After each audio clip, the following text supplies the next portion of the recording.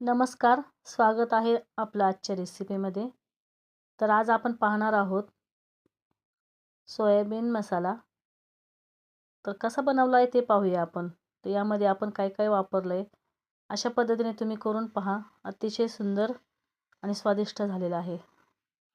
तर या पद्धतीने आपण करूया. चला तर मग आपण घेतलं आहे सोयाबीन, त्यानंतर लसूण पाकळ्या 10 ते 12, त्यानंतर अद्रक, कढीपत्त्याची 10 ते 12 पानं,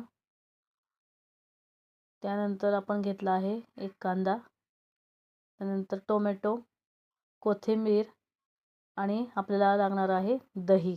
त्याचं दही लागणार आहे आपले 1 ते 2 चमचे. चला तर आता आपण हे सर्व साहित्य कट करून घेऊया. तुम्ही पाहू शकता आपण टोमॅटो कट करून घेतला आहे, कांदा कट करून घेतला आहे, कोथिंबीर कट करून घेतली आणि लसूण अद्रकची पेस्ट तयार करून घेतलेली आहे. चला तर आता कढई आपण गॅसवर ठेवली आहे. त्यामध्ये पाणी घातलं आहे आणि त्यामध्ये मीठ घालून घेऊया. या पाण्याला आता उकळी येऊपर्यंत आपण उकळवायचं आहे. उकळी आल्यानंतर आपण त्यामध्ये घालणार आहोत सोयाबीन. आता तुम्ही पाहू शकता आपल्या पाण्याला उकळी आली आहे आणि त्यामध्ये घालूया आपण सोयाबीन. सोयाबीन अगदी 2 ते 3 मिनिट आपण उकळून घ्यायचे आणि गॅस बंद करून टाकायचा आहे. गॅस बंद करून टाकल्यानंतर आपण हे सोयाबीन एका चाळणीमध्ये काढून घेणार आहोत. तुम्ही पाहू शकता आपण चाळणीत काढून घेतले व त्याचं पाणी निथळून घेतलंय. आता आपण हातामध्ये घेऊन दाबून त्याचं पाणी पूर्ण काढून घ्यायचं आहे.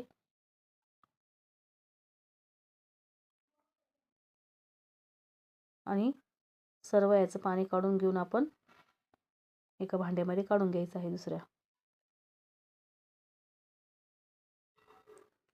तुम्ही पाहू शकता आता आपण सर्व त्याचं पाणी काढून घेतलंय. आता यामध्ये टाकूया आपण मीठ 1 चमचा, त्यानंतर लसूण अद्रकची पेस्ट, लसूण अद्रक आणि कोथिंबीर वापरली आहे ती 1 चमचा, लाल मिरची पावडर 1 चमचा, त्यानंतर हळद अर्धा चमचा वापरली आहे आणि धना पावडर अर्धा चमचा. नंतर त्यामध्ये घालायचं आहे आपल्याला दही. दही आपण 1 ते 2 चमचे घालायचे आहे. मी 2 चमचे घातले आहे, तुमच्या आवडीनुसार तुम्ही घालू शकता. आता हे सर्व मिश्रण आपल्याला एकत्र करून घ्यायचं आहे.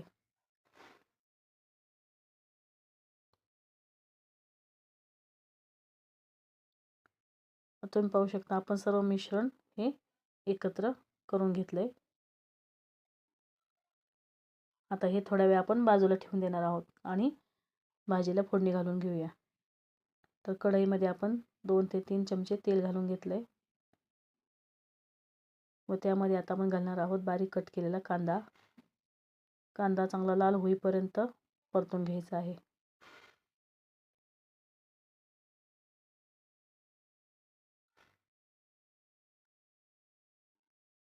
कांद्याला गुलाबीसर रंग आला, तुम्ही पाहू शकता कांदा आपला गुलाबीसर झाला आहे. त्यामध्ये आता आपण घालून घेऊया टोमॅटो.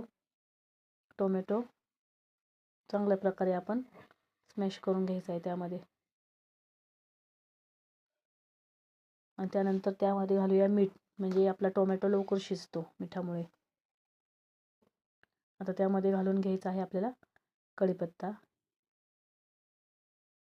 कढीपत्ता चांगला तडतडला की त्यामध्ये आपण घालणार आहोत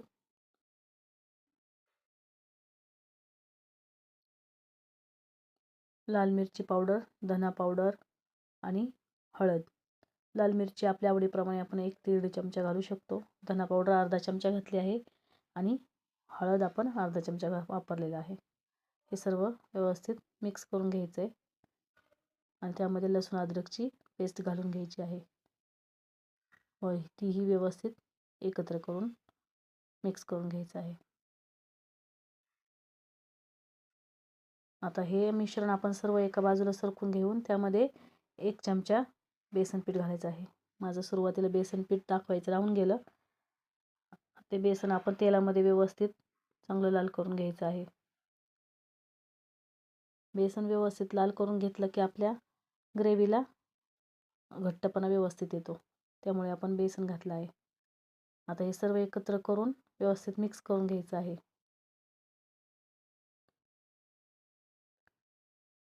हे मिक्स चांगलं झालं की मग यामध्ये आपण आपल्या आवडीप्रमाणे पाणी घालून घ्यायचं आहे. आपल्याला किती घट्ट पातळ करायचं यानुसार.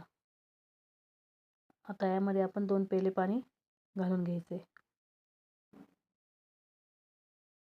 मी ही भाजी 3 ते 4 जणांसाठी बनवत आहे.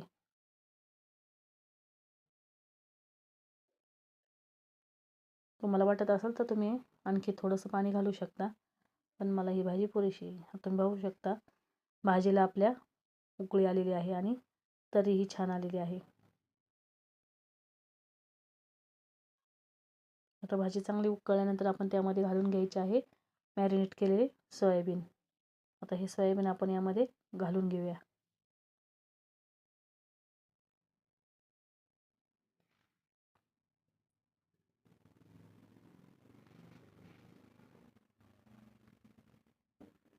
आता आपले सर्व सोयाबीन यामध्ये घालून झालेले आहेत आणि भाजीला उकळी पण यायला लागलेली आहे. भाजीला चांगली उकळी आली की भाजी एकदम घट्टसर तुम्ही पाहू शकता. मस्त अशी घट्टसरपणा भाजीला आलेला आहे.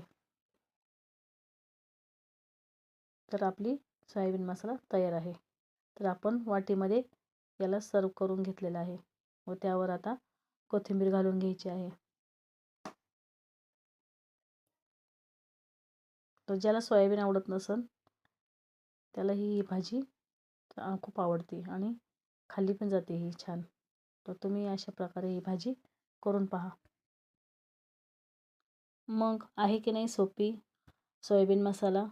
तर मग तुम्हीही अशीच सोयाबीन मसाला बनवून पहा आणि तुम्हाला ही रेसिपी कशी वाटली ती कमेंट करून सांगा. अशा छान छान व्हिडिओसाठी माझ्या चॅनलला सबस्क्राईब करा, लाईक करा, शेअर करा आणि तुमच्या इतर मित्रांना मैत्रिणींना ही रेसिपी पाठवा.